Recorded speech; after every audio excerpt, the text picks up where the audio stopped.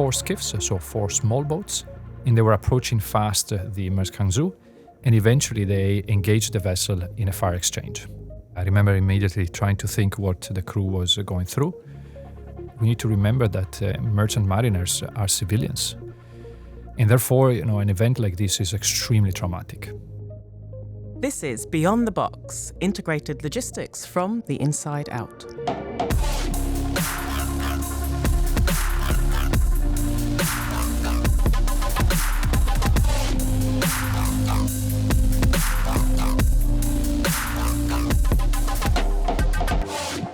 Hi, and welcome back to Beyond the Box. I'm Kyra Kewick. And I'm Morten Butler. And you just heard the voice of Leonardo Sonzio, head of fleet management and technology at Maersk. And as you might have guessed, he was talking about an attack on a Maersk ship in the Gulf of Aden. Yes, the Red Sea and the Gulf of Aden have been at the center of logistical challenges in the last few months. Geopolitical tensions have led to serious security issues and temporarily disrupted this strategic link between the Indian Ocean and the Mediterranean.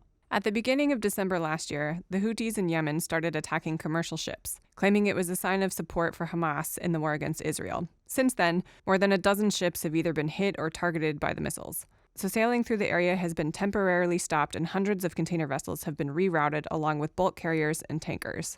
Actually, the number of container vessels crossing the area is now down 30% this year, according to the International Monetary Fund. To understand what's at stake, let's hear from Peter Sand, Chief Analyst at the global ocean analytics company Senada.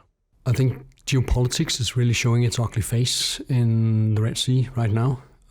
It's targeting container shipping. There are a fair amount of knock-on effects, not only, of course, due to the longer transit times that we see right now, very much hitting automotive industries, also retailers.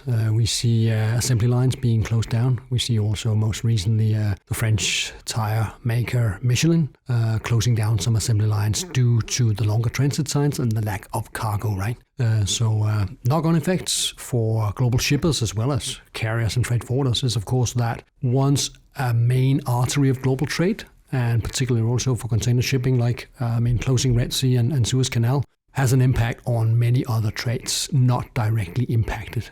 So if we have a standard Asia to North Europe trade lane, that's 2 weeks short on arrival into Asia. We're that far into the crisis now. What do carriers do? Well, they need to cut short the services that may run from the farmost part of Asia into the far north part of Europe in order to make up for the time lost. Those mostly impacted, like Far East to Mediterranean, we've seen freight rates go up by more than 200% since the middle of December when we got the first escalation.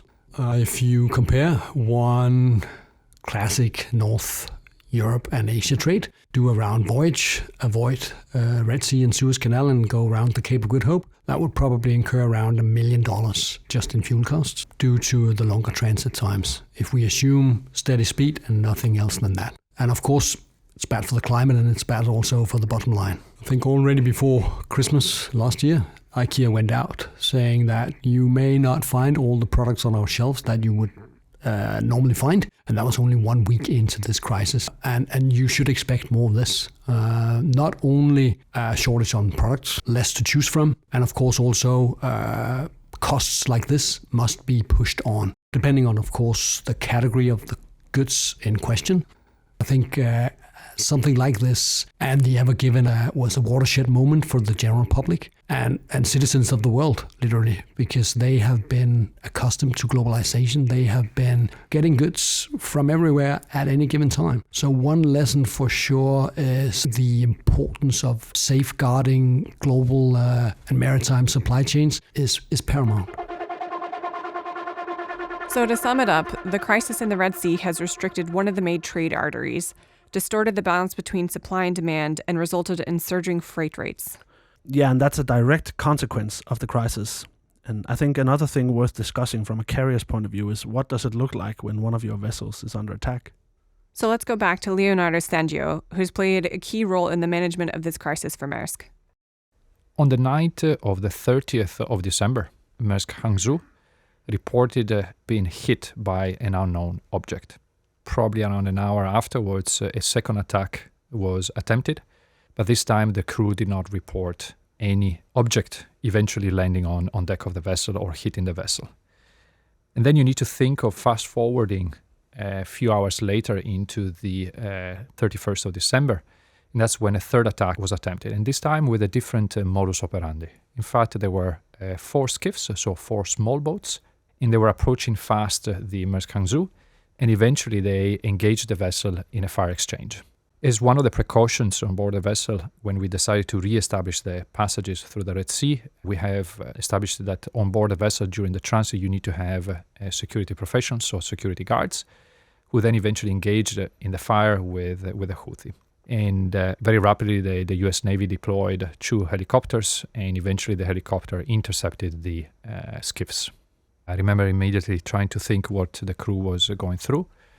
Of course, there was an immediate relief knowing that they were safe and accounted for. In these kind of situations, we established what we call an immediate crisis management. It was led by me together with a company security officer, and it was about really establishing the situation on the vessel and do anything in our position to provide them with help. We put in place a number of procedures before re-establishing the sailing through the Red Sea area, and they follow all of them to the dot. In fact, majority of the crew hid themselves in what we call a citadel, which is a safer place in the accommodation of the vessel, where there's opportunity for communication and also isolation. And only the essential crew that is needed to steer the vessel was on the bridge. The master engaged in evasive maneuvers at high speed and all along acted extremely professional. That said, we need to remember that merchant mariners are civilians. They're not trained on any type of military aspect. And therefore, an event like this is extremely traumatic. And it is something that, of course, I personally regret. Being in charge of the fleet and being responsible for our seafarer, of course, it is something that I hope never happened. And that leaves another important question. How do you balance the safety of your employees with the needs of your customers in a situation like this? Being a company that is guided by firm principles and values, it was easy for us to know from the get-go, from the moment we were collecting in a crisis management team, that safety and security of our employees was going to be the priority number one throughout the crisis. The crisis is certainly something that we did not want. We stand behind a quality product. We stand behind a product that is known for its reliability. We want to be the best in the market for this. And clearly introducing uncertainty and something that impacts tremendously schedules of the vessel, transit times, environment also because of the additional emissions that we'll have both in absolute and relative terms is something that we really did not want. For us, the work towards our customer has been first and foremost to keep them informed and then very rapidly deploy changes to our ocean network. Minimize the impact on transit times to minimize the level of uncertainty. And this has been done in a fantastic record time. So I'm really pleased to see the work that has been put behind. And in that sense, we are also able to provide more line of sight, having established these contingencies in place and having reworked our network. So now really the work is about communicating what this network is consisting of and how we're going to basically limit the impacts to their needs during these difficult times. So on the one hand, you have the global shipping companies who are facing significant operational challenges. And on the other hand, the customers having to foot a larger bill, while their goods are being delayed at the same time. Since the start of the decade, global supply chains have been shaken by many different crises. They've resulted in empty shelves in stores and surging freight rates. That's right. We've had the COVID-19 pandemic, who doesn't remember that? The Suez Canal blockage, the Russia-Ukraine war, the Panama Canal drought. I can just go on and on here for days. And now the crisis in the Red Sea. What a time to be alive. Yeah, sounds so depressing when you think about it. But though they are different, we all learn something from each of these crises. And they follow a little bit of the same pattern, actually, if you think about it. Yeah, and that's exactly why we spoke to Omera Khan, head of supply chains insights and trends practice at Maersk.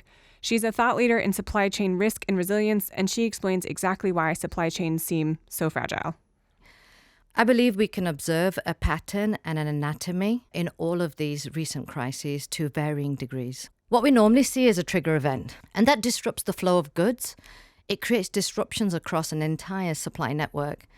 That can create capacity strain, it can create bottlenecks, and that leads to problems like shipping capacity. That then in turn leads to delays, increased costs, which have a ripple effect across all parts of the economy. That leads to increased prices for goods and for services, creates inflationary pressure, it reduces economic growth. Right now, the only alternative to the Suez is to reroute around Africa.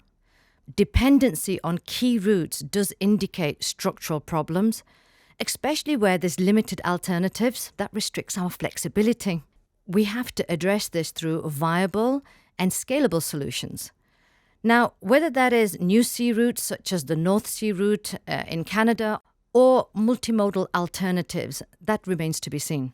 The heavy reliance on globalization and just-in-time manufacturing has exacerbated these structural problems. When companies keep minimal inventory and they rely only on timely deliveries, they're vulnerable to any sort of disruption, which is what we've been seeing recently. The way out of that is through resilience, and it's resilience through a number of channels. Diversifying a network is absolutely necessary to mitigate risk, but it's also necessary to invest in infrastructure to accommodate the growing demands of global trade. And that's especially important in growth economies and regions for whom government and corporate support will be crucial for realizing their full potential. Organizations need to adopt much more flexibility and agile operating models in order to adapt quickly to these changing circumstances. Organizations, they could also consider holding some higher levels of inventory, buffer inventory. They could think about using multiple transportation modes to buffer against disruptions. I would also recommend having contingency plans for rerouting shipments or using alternative transportation options to help manage disruptions. The supply chain disruptions that we're all facing, they have a huge impact to all of us, not just companies. We are interconnected through our supply chains, we're global. So therefore, a disruption on one side of the world can have a ripple effect to the other side of the world. It's a little bit like squeezing a sausage, and the disruption will burst somewhere in that supply chain. And there you have it, Morten. The crisis in the Red Sea is like a wrench in the gears of global trade. Absolutely, Kyra. It's not just about regional tensions, this conflict. It's about the ripple effects on our entire supply chain and the knock-on effects to global shippers, carriers, and trade forwarders, as Omera Khan and Peter Sand pointed out. True. And learning from these challenges is crucial to building more robust and resilient supply chains for the future. Exactly. And while that is a key part of operations, the safety of seafarers remains the top priority, as Leonardo Sonzio mentioned. So as we wrap up this episode of Beyond the Box, the lesson is clear. Safeguarding global and maritime supply chains is paramount for the world's interconnected future. But as the conflict starts to drag on, people are definitely wondering, what does this mean for our decarbonization efforts? What does this mean for inflation in the economy? What does this mean for product shortages? Will we have to queue up for toilet paper again? Who's a negative Nancy now? For more uplifting yet insightful discussions on the forces shaping our global trade landscape, subscribe to Beyond the Box on Spotify, Apple Podcasts, or wherever you listen to Beyond the Box. Until next time, this is Morten and Kyra, signing off.